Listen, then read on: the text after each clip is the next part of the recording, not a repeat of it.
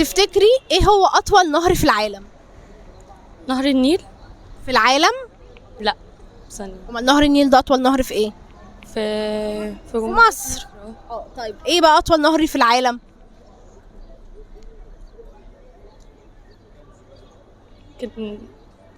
ممكن ايه؟ كنت عايزة اقول له.